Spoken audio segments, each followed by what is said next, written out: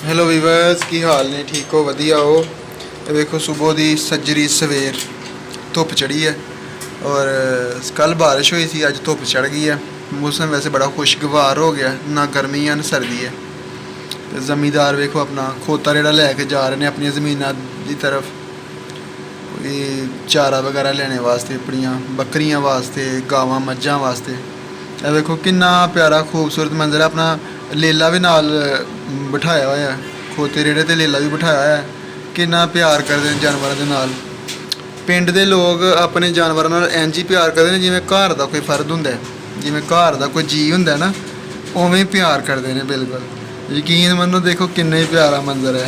यह अगे साडा डेरा आ गया तो मैं इन्होंने कह रहा कि मैं अपने वीवर्स को विखावां तुहाडी वीडियो। तो बड़े शौक नाल बना रहे हैं बाबा ते माई ना, बड़े चंगे बंदे ने। इन्होंने कहा जी साडी वीडियो बना, तो साढ़े मुंडे भी भेजी। मैं क्या ठीक है, तुहाडे मुंडे भी भेजांगा। वीडियो अच्छी लगे तो कमेंट जरूर करो और लाइक जरूर करो। Thank you.